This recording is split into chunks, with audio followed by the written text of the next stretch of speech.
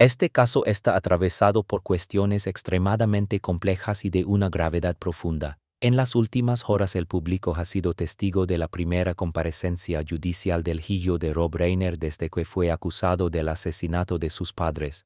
Al mismo tiempo han comenzado a salir a la luz imágenes y datos inquietantes sobre los momentos previos y posteriores a las muertes de Rob Reiner y Michelle Singer Reiner, incluyendo grabaciones del arresto de Nick Reiner. A esto se suma otra línea de revelaciones. Varios nombres de primera línea de Hollywood habrían presenciado una discusión intensa durante la fiesta navideña organizada por Conan O'Brien. Todo esto forma parte de un panorama cada vez más oscuro que se va reconstruyendo hora tras hora. Con el paso del tiempo, los detalles sobre el brutal homicidio de Rob Reiner y su esposa Michelle Singer Reiner no solo se multiplican, sino que adquieren un tono cada vez más perturbador. Informes recientes indican que tras el doble asesinato su hijo Nick Reiner habría huido a una habitación de hotel en Santa Mónica, dejando atrás un baño cubierto de sangre y una sábana colocada para tapar la ventana. A estas informaciones se suman nuevas grabaciones de la noche de los hechos, más datos sobre las circunstancias que llevaron a su detención y las imágenes de su primera aparición ante un juez. A continuación se puede reconstruir una línea temporal completa del caso, integrando los elementos más recientes que se han conocido incluso en las últimas horas. Para comprender el punto en el que se encuentra hoy la investigación es necesario retroceder al fin de semana anterior a la tragedia, concretamente al sábado 13 de diciembre. Esa noche Conan O'Brien celebró su tradicional fiesta de Navidad, un evento conocido por congregar a figuras destacadas de Hollywood. Entre los invitados de este año se encontraban Rob Reiner y su esposa Michelle. Rob, director de películas icónicas como Stand By Me y When Harry Met Sally, y Michelle Singer Reiner, reconocida fotógrafa y productora, formaban una pareja influyente tanto en el ámbito cultural como en el activismo político. Ambos eran defensores visibles de la primera enmienda de los derechos LGBTQ y de diversas causas sociales, lo que explica su cercanía con otras figuras comprometidas como Jane Fonda, quien también asistió a la celebración. Jane Fonda publicó posteriormente en Instagram que los había visto la noche anterior sanos y felices. Sin embargo, no fueron los únicos rostros conocidos presentes. Otros actores y comediantes de alto perfil también coincidieron con Nick Reiner esa noche, entre ellos un exintegrante de Saturday Night Live conocido por su trabajo tanto en el cine como en televisión.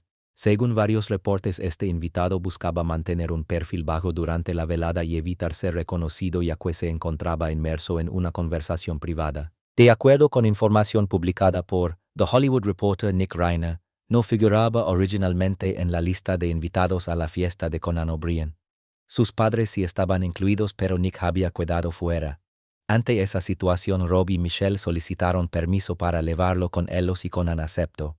El mismo medio señaló que en las semanas previas el comportamiento de Nick había sido descrito como extremo y generador de tensión, un detalle que ahora adquiere un peso inquietante a la luz de los acontecimientos posteriores. Según informó la revista People, Nick llevaba muchos años luchando contra la adicción a las drogas, una batalla que, de acuerdo con los reportes, comenzó cuando apenas tenía alrededor de 15 años. En 2015, su padre Rob habló abiertamente sobre esta situación en una entrevista con Entertainment Weekly, dejando claro que la adicción no es un problema que se resuelva de forma definitiva. Explicó que las causas profundas que llevan a una persona a automedicarse, ya sea con drogas, alcohol, apuestas u otras conductas compulsivas, no desaparecen, sino que acompañan a quien las padece durante toda la vida.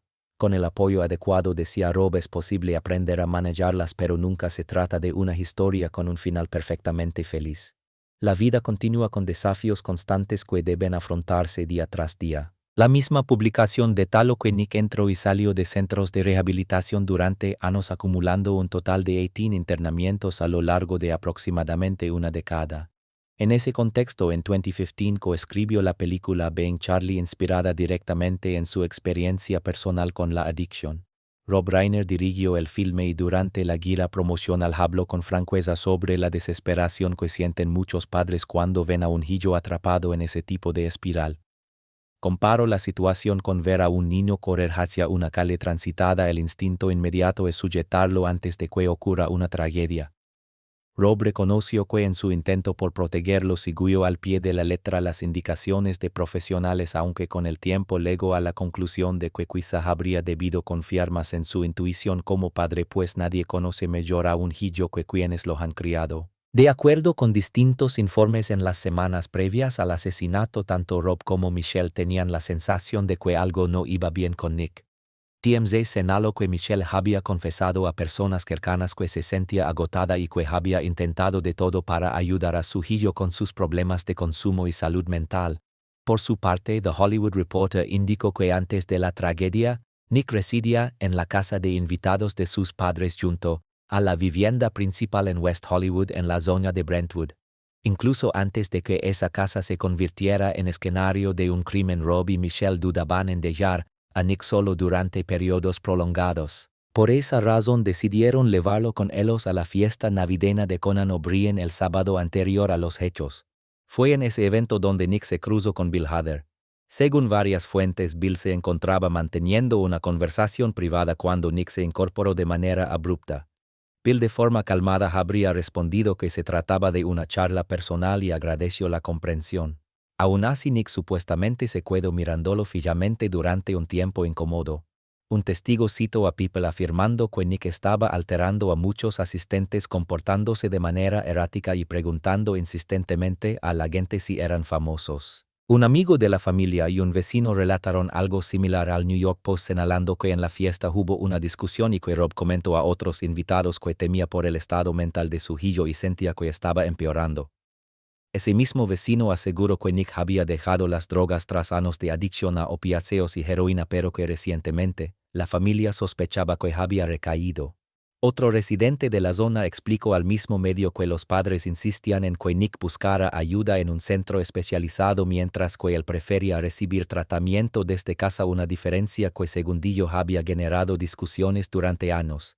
Además del altercado en la fiesta de Navidad de Conan, se informó que meses antes ya se había producido otra discusión pública entre Nick y Rob Reiner, un antecedente que hoy resulta imposible de ignorar. Según informó The New York Post, uno de los enfrentamientos más recientes entre padre e hijo habría ocurrido en Gorjan Balden, un restaurante ubicado en Santa Monica Canyon. De acuerdo con esa versión, durante la discusión Rob volvió a insistir en que Nick buscara tratamiento profesional, mientras que Nick se negó rotundamente a regresar a rehabilitación. El altercado fue lo suficientemente tenso como para que, según el mismo medio, Rob abandonara el lugar poco después. Sin embargo, estos choques entre Nick y Rob Reiner no eran algo nuevo ni aislado de los últimos meses.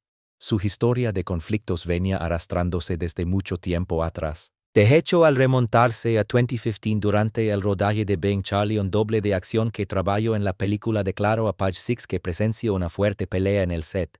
Según su testimonio, padre e hijo se gritaban sin contención en una escena cargada de tensión. El actor describió a Nick como alguien consentido, mientras que Rob parecía exhausto y harto de la situación. Para muchos observadores, esa dinámica reflejaba a un joven que empujaba constantemente los límites y a un padre incapaz de hacer nada bien a sus ojos, una relación marcada por la frustración mutua y un desgaste emocional evidente. Todo esto nos devuelve a la noche del sábado. Tras el altercado con Nick en la fiesta navideña de Conan O'Brien, Rob y Michelle, según los reportes, abandonaron el evento poco después. Horas más tarde, alrededor de las 3:30 de la tarde del domingo, 14 de diciembre, su hija menor Romy encontró los cuerpos de sus padres dentro de la casa familiar en Brentwood. Las primeras informaciones señalaron que habían sido apuñalados y TMZ llegó a informar que presentaban heridas graves en el cuello. Aunque aún no existe una línea de tiempo definitiva, se cree que los asesinatos ocurrieron durante la madrugada de ese mismo domingo. Poco después de lo sucedido, Nick habría ingresado al Hotel Pierre de Santa Mónica, situado a unos 6 kilómetros del domicilio familiar. TMZ indicó que el registro se realizó alrededor de las 4:00 de la mañana utilizando su propia tarjeta de crédito.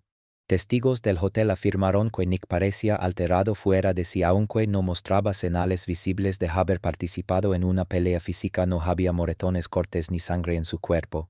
Aún así, el medio reportó que dentro de la habitación se encontraron grandes rastros de sangre, con el dormitorio supuestamente cubierto y una sábana colocada sobre la ventana. La reserva era solo por una noche y Nick nunca realizó el proceso formal de salida. En lugar de eso fue detenido alrededor de las 9:15 de la noche del domingo. En las últimas horas han salido a la luz nuevos detalles, incluido un vídeo que muestra momentos previos a su arresto. En esas imágenes se observa a Nick dentro de una tienda de conveniencia comprando una bebida antes de salir.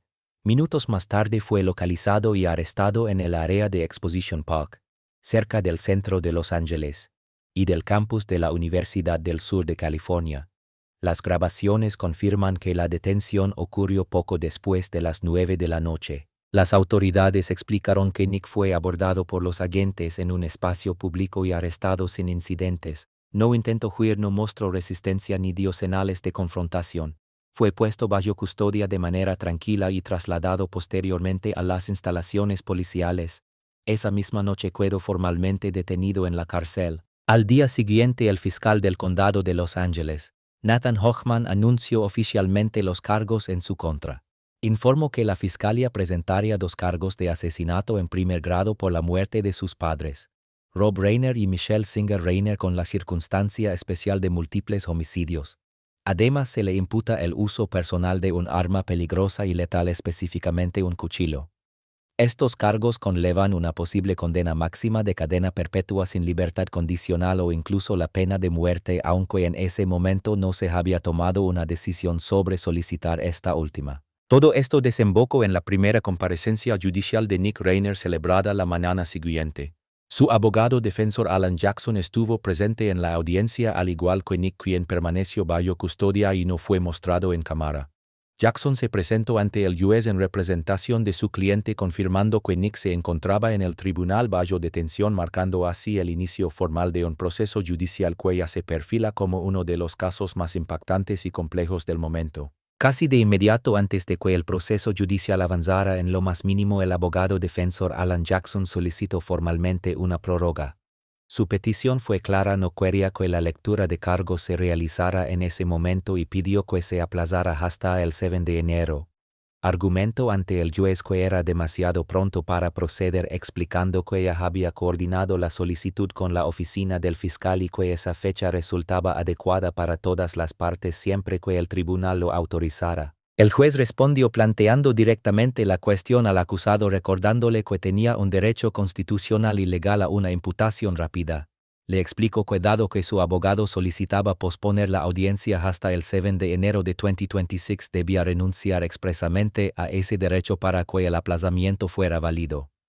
Nick aceptó de forma concisa y su abogado confirmó que se sumaba a la renuncia.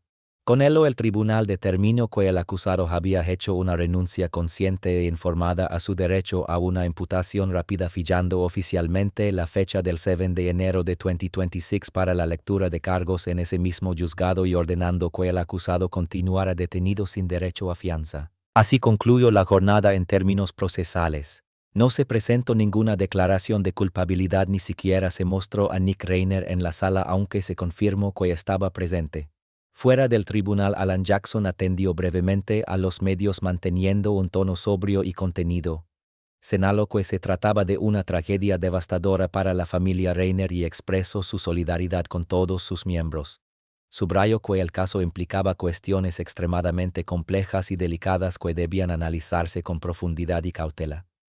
Insistió en que el proceso judicial debía avanzar como está diseñado, sin apresuramientos ni juicios anticipados, apelando a la mesura, la dignidad y el respeto tanto por el sistema como por la familia afectada. Jackson dejó claro que por el momento no habría más comentarios.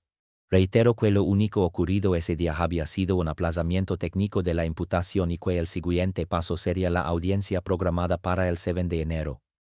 Mientras se retiraba, los periodistas continuaron lanzándole preguntas, reflejo de la enorme cantidad de dudas que aún rodean el caso y de la atención mediática que sigue creciendo. Esa incertidumbre dio paso al análisis posterior grabado justo antes de la audiencia, en el que se invitó a un experto para desglosar lo que se conoce hasta ahora. El invitado fue el abogado penalista John Day, quien aceptó comentar un caso que calificó como profundamente perturbador.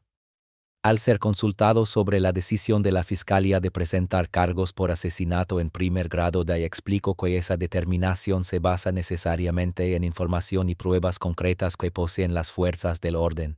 Señaló que en California este tipo de acusación incluye circunstancias especiales como el homicidio de más de una persona y el uso de un arma mortal, en este caso un cuchillo, elementos que encajan con los cargos anunciados. Según de todo apunta a que las autoridades cuentan con datos que sostienen que no se trató de una simple pelea doméstica o un incidente menor, sino de hechos que por su naturaleza justifican la calificación más grave dentro del Código Penal. Los elementos conocidos hasta ahora apuntan a que hubo cierto grado de planificación, reflexión y anticipación por parte del Hillo, quien hoy es el acusado. Por eso no resulta extraño que la Fiscalía haya optado por presentar cargos de esta gravedad. Además, el hecho de que el caso sea potencialmente elegible para la pena de muerte abre un debate completamente distinto pero relacionado. La base de la acusación, según se entiende, se apoya en información que las fuerzas del orden aún no han hecho pública en su totalidad: si las víctimas fueron atacadas mientras dormían, si se encontraban en sus camas o si existieron circunstancias específicas dentro de la vivienda que refuercen la idea de premeditación. Son detalles clave que cuando salgan a la luz ayudarán a entender por qué se ha llegado a este punto. En tu planteamiento hay muchos aspectos que merecen atención, desde la premeditación hasta la posibilidad de la pena capital, pero conviene empezar aclarando el concepto de las circunstancias especiales, un término que no resulta familiar para todo el público. En términos simples, no se trata de algo separado del delito de asesinato en primer grado, sino de un elemento adicional que lo agrava. En California, para que un caso pueda derivar en una condena de cadena perpetua sin posibilidad de libertad condicional o incluso en la pena de muerte, aunque ésta no se aplique desde hace años, debe concurrir al menos una de estas circunstancias especiales. En este caso concreto se señalan dos: la existencia de múltiples víctimas y el uso de un arma mortal. Aunque pueda parecer obvio que en un homicidio se utilice un arma peligrosa, la ley californiana exige que este factor quede expresamente especificado. A eso se suma el hecho de que no se trate de una sola víctima sino de dos, lo que eleva automáticamente la gravedad del cargo. Así, el delito pasa de ser un asesinato en primer grado estándar a uno con circunstancias especiales, lo que amplía el abanico de penas posibles. De no existir estos agravantes, la condena máxima sería cadena perpetua con posibilidad de libertad condicional en algún momento. Con ellos el escenario cambia radicalmente. Visto desde una perspectiva más cotidiana, resulta comprensible que la brutalidad y la cercanía del crimen influyan en esta calificación. El uso de un cuchillo, con reportes que hablan incluso de degüellos, y el hecho de que haya dos víctimas convierten el acto en algo extremadamente violento e íntimo. Precisamente por esa severidad la ley contempla las sanciones más duras. Aunque en California existe una moratoria sobre la pena de muerte, esta sigue figurando legalmente como opción y la Fiscalía ha señalado que aún no ha tomado una decisión definitiva al respecto. Es sin duda una de las determinaciones más complejas que puede enfrentar un equipo de fiscales. Desde la experiencia de alguien que ha trabajado como fiscal en casos donde la pena de muerte estaba sobre la mesa, se trata de un momento especialmente pesado y delicado. Requiere un análisis profundo y responsable. En este caso, el fiscal Hawkman manejó su comparecencia pública de forma prudente, dejando claro que por ahora solo se trata de acusaciones y que el acusado continúa siendo legalmente inocente hasta que se demuestre lo contrario. Ese enfoque es fundamental, especialmente cuando se piensa en un futuro juicio con jurado. Aún así, la Fiscalía tiene la obligación de explicar cuáles son las posibles consecuencias legales y por qué se contemplan escenarios tan extremos, teniendo en cuenta quién es el acusado, quiénes fueron las víctimas y el impacto devastador que esto tiene en el resto de la familia. Y es precisamente ese contexto familiar lo que vuelve todo aún más doloroso y confuso. Resulta imposible no pensar en la situación de la hija que ha perdido a sus padres y que al mismo tiempo ve a su propio hermano señalado como responsable. Esa dualidad convierte el caso en una tragedia aún más profunda. Por ahora, lo único claro es que el principio de presunción de inocencia sigue vigente, aunque el peso emocional y humano de lo ocurrido sea imposible de ignorar. Por ahora es importante subrayar que se trata únicamente de cargos. Muchas veces, al escuchar términos como pena de muerte, la reacción inmediata es pensar que ese desenlace es inminente y preguntarse qué va a ocurrir. Sin embargo, conviene frenar un poco y volver al punto en el que realmente se encuentra la investigación. Han pasado apenas unos días desde los hechos, menos de una semana, lo que significa que el proceso está todavía en una fase muy temprana. A estas alturas tanto la Fiscalía como la defensa apenas comienzan a revisar pruebas, recopilar información y preparar lo que más adelante será el descubrimiento formal del caso, un camino largo antes de que siquiera se hable de un juicio. En este momento las fuerzas del orden están reuniendo todo lo que pueden. Se investiga qué ocurrió antes de los hechos, qué circunstancias rodearon a las personas implicadas y cómo se desarrollaron las horas previas. Hay informes de prensa que mencionan una fiesta navideña con celebridades en la casa de Conan O'Brien y la posibilidad de que allí se produjera algún tipo de incidente o confrontación. Todo eso forma parte de una línea temporal que los investigadores intentan reconstruir con precisión. Se sabe que el acusado se registró en un hotel de Santa Mónica, alrededor de las 4 de la madrugada cerca de la playa, pero lo crucial es determinar qué hizo antes de llegar allí y qué ocurrió en ese intervalo de tiempo, dado que los homicidios habrían sucedido con anterioridad. El estado de la habitación del hotel, los movimientos previos y posteriores y muchos otros detalles son piezas que la Fiscalía ya está analizando, aunque todavía no se hayan hecho públicas. Al mismo tiempo, el equipo de la defensa está realizando su propia investigación paralela, revisando los mismos hechos, la trayectoria personal del acusado y las circunstancias que rodean el caso. Todo esto refuerza la idea de que aunque aún se desconozcan muchos elementos, la Fiscalía considera que existe base suficiente para hablar de un asesinato en primer grado con premeditación. La magnitud del caso hace que sea fácil perderse entre tantos frentes abiertos. Están las celebridades, el hotel, la estrategia de la defensa, el contexto familiar. Todo se entrecruza y genera una sensación de saturación informativa que probablemente también sienten investigadores, fiscales y abogados defensores. Uno de los puntos que más llama la atención es el entorno de figuras públicas involucradas indirectamente. Brentwood, un vecindario conocido por concentrar a numerosas celebridades, vuelve a convertirse en escenario de un crimen de alto perfil. Rob Reiner y su esposa eran nombres de peso en Hollywood, y a eso se suma la fiesta organizada por Conan O'Brien, donde estuvieron presentes otras figuras conocidas.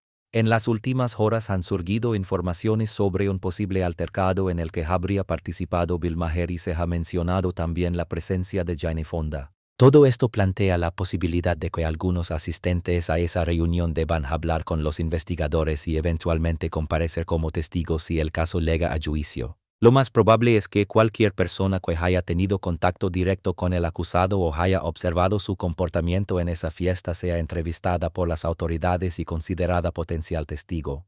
A esto se suma otro factor llamativo: la defensa está encabezada por un abogado de alto perfil, Alan Jackson, conocido por casos mediáticos recientes, lo que añade un componente adicional de atención pública. Sin embargo, más allá del brillo de los nombres y la fama de quienes rodean el caso, hay una realidad que queda al descubierto. Ni la riqueza, ni el éxito, ni el reconocimiento profesional blindan a las familias frente a problemas profundos como la adicción, la enfermedad mental o los conflictos internos. Incluso en hogares que parecen tenerlo todo, estas dificultades atraviesan las mismas barreras que afectan a cualquier otra familia. Y en ese sentido, esta tragedia pone de relieve una verdad incómoda: los problemas humanos más graves no distinguen entre fama y anonimato y pueden golpear con la misma fuerza en cualquier contexto. Incluso se legó a Hacker, una película inspirada en esa experiencia, una obra de carácter semi-autobiográfico. Al pensar en ello, es inevitable recordar que muchas personas tienen familiares o amigos que luchan contra la adicción, y seguramente buena parte del público también ha vivido algo parecido directa o indirectamente. Es un camino duro, largo y doloroso, pero que no suele desembocar en una tragedia tan extrema como un doble homicidio. Aún así, si uno se coloca en la posición de la defensa, especialmente con un abogado del calibre de Alan Jackson, que ha logrado victorias sonadas en casos muy mediáticos, resulta lógico preguntarse si la estrategia pasara por profundizar en la salud mental, revisar expedientes médicos, analizar el historial de adicciones y los tipos de sustancias implicadas. Todo apunta a que ambas partes están explorando ese terreno, pero es razonable pensar que la defensa lo hará con especial énfasis. Desde esa perspectiva, parece claro que el equipo legal no tiene demasiadas alternativas. No hay indicios, al menos por ahora, de que se vaya a alegar legítima defensa, una hipótesis que suena poco creíble en el contexto actual.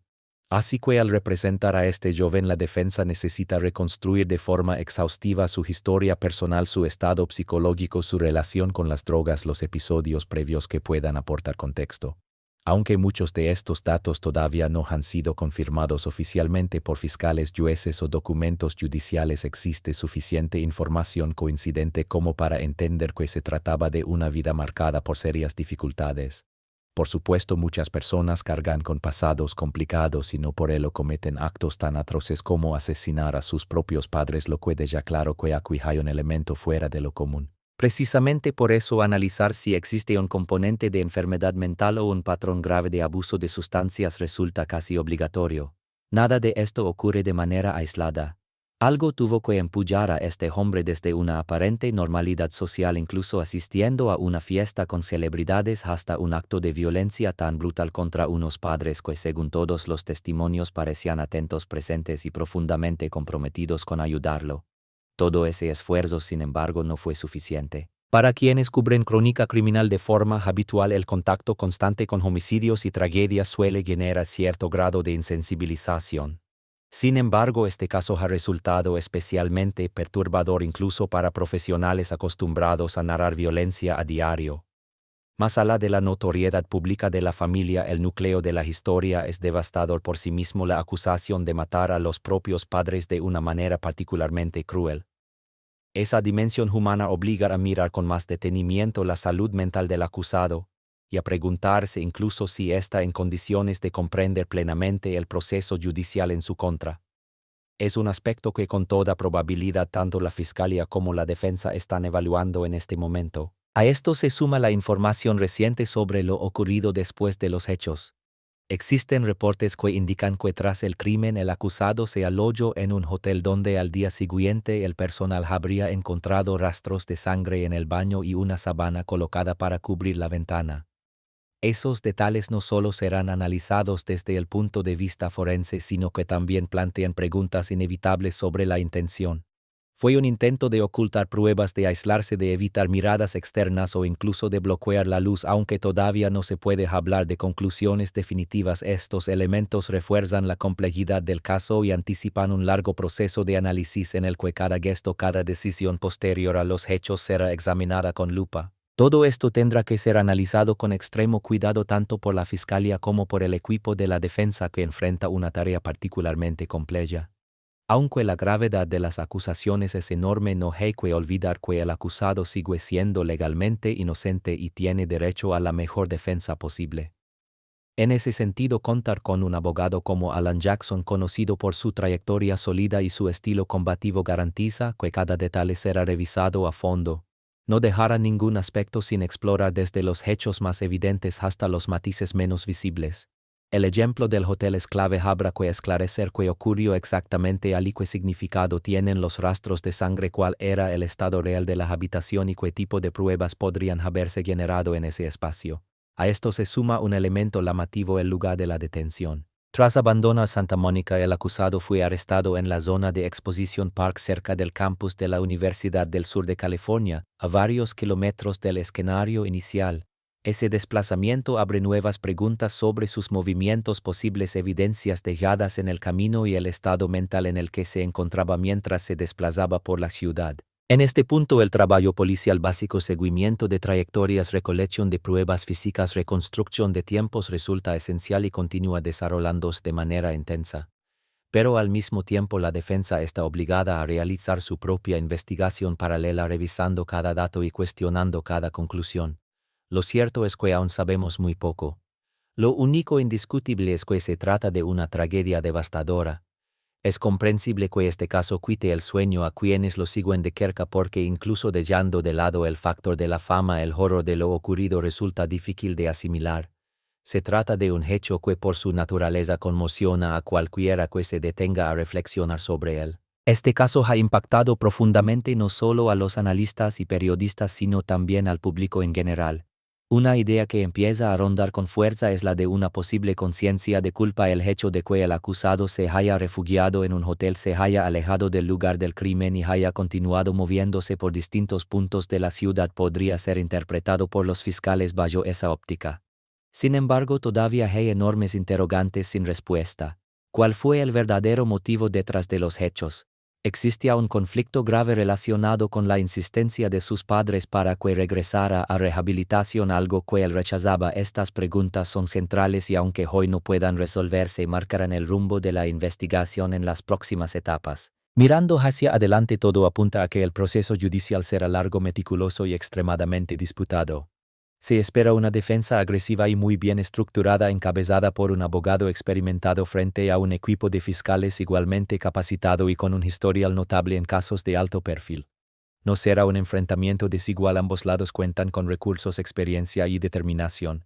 Por ello, la atención pública tanto nacional como internacional probablemente se mantendrá fija en este caso durante mucho tiempo.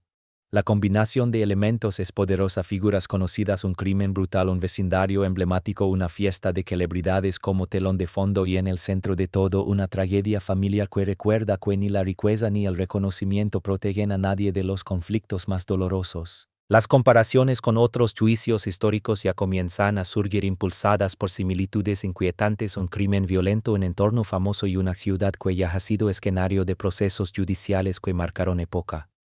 Es demasiado pronto para saber si este caso alcanzará esa magnitud simbólica, pero sin duda reúne muchos de los ingredientes que capturan la atención colectiva.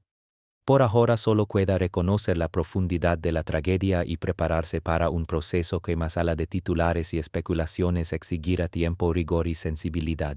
Para cerrar, quienes conocieron de cerca a Rob Reiner han comenzado a expresar su dolor públicamente. Amigos íntimos como Billy Crystal compartieron un mensaje conjunto en el que recordaron su legado creativo y humano, destacando su versatilidad como director, su dominio tanto de la comedia como del drama, y su capacidad única para conectar con el público.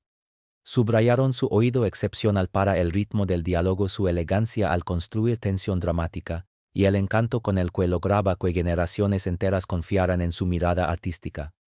Un homenaje que en medio de tanta oscuridad sirve como recordatorio del impacto profundo que dejó en quienes lo admiraron y lo quisieron. Fuertes y decididos, Michelle y Rob Reiner dedicaron gran parte de sus vidas a trabajar por el bienestar de los demás. Juntos formaron una fuerza excepcional, dinámicos, generosos y profundamente inspiradores para quienes los rodeaban. Fuimos sus amigos y su ausencia dejará un vacío imposible de llenar. La vida de cada persona toca innumerables destinos y cuando alguien así ya no está, el hueco que queda es inmenso, casi insoportable. Es uno de esos casos que en lo personal no logro sacarme de la cabeza. Necesito respuestas y sé que muchos de ustedes sienten lo mismo. Ustedes sienten lo mismo. Ustedes sienten lo mismo. Ustedes sienten lo mismo.